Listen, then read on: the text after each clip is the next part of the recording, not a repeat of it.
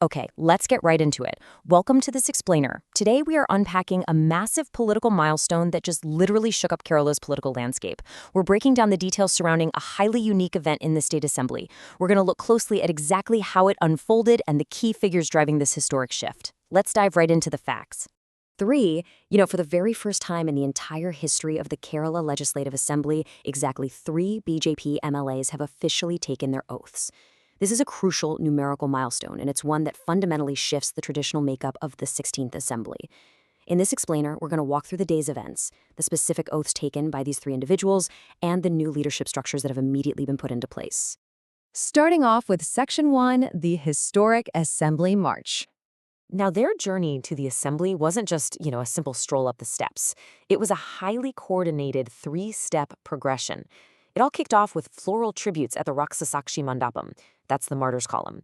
From there, the 3 leaders, Rajiv Chandrasekhar, V. Muralidharan, and B.B. Gopakumar, marched entirely on foot. And let me tell you, they were building serious momentum right up until their physical arrival at the Legislative Assembly building.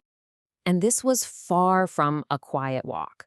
Picture this. The procession was completely driven by the intense, booming sounds of Chendamelam. Those are the traditional Kerala drum beats, layered with just continuous, roaring slogans from their supporters. Plus, and this is absolutely crucial, these 3 new MLAs weren't walking alone. They were flanked by senior state party leaders like P.K. Krishnadas, Sobha Surendran, and S. Suresh.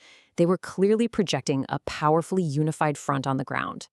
Actually, to really grasp the energy of that moment, you kind of have to hear the words that were echoing through the streets. Supporters were passionately chanting, Jaya Jaya BJP Kerala Manil, which celebrates the party's literal arrival on Kerala's soil.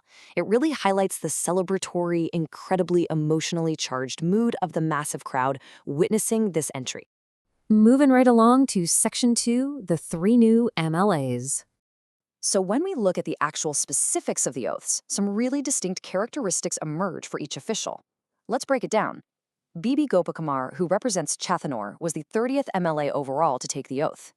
Then V. Muralidharan from Kazakutham was the 64th, and he took his oath specifically in the name of God. And finally, State President Rajiv Chandrasekhar, representing Nimam, arrived with his family and notably chose to take his oath in Malayalam. Let's zoom in on B.B. Gopakumar for a second. Now, taking the 30th oath of the day might sound like just a procedural number, right? But actually, scratch that. It's a very specific historical stepping stone. By stepping up to that podium as number 30, he officially became the 16th Kerala Legislative Assembly's very first sworn-in BJP MLA. That's a huge deal. A bit later in the proceedings came the 64th oath of the day. V. Muralidharan took a formal, traditional pledge in the name of God, explicitly swearing to uphold the sovereignty and integrity of India. And with that pledge, he officially solidified his role as the representative for the Kazakodam constituency. Okay, let's shift gears to Section 3, Leadership and Assembly Roles. So, with the oaths officially complete, the party wasted no time. They immediately structured their new presence through 3 highly strategic moves. First off, B.B. Gopakumar was named as their candidate for Speaker. Second, State President Rajiv Chandrasekhar was allocated a really prime physical seat right in the front row of the opposition benches.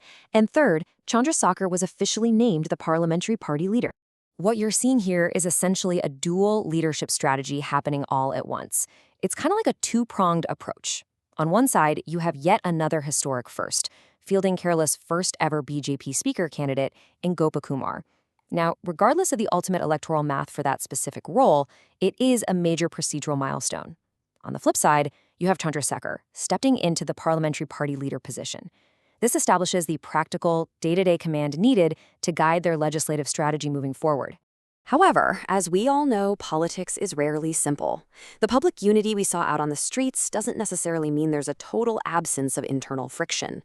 Reports clearly indicate that Chandrasekhar's appointment as parliamentary party leader happened despite some existing factional disputes, specifically involving the camp associated with V. Muralidharan. So it's a really good reminder that right behind these historic public milestones, some pretty complex internal politics are actively being managed. Which brings us to our final part, Section 4, the road ahead. All of this leaves us with one final, absolutely pivotal question. How will this newly formed three-member bloc actually influence the debates and decisions of the 16th Kerala Legislative Assembly?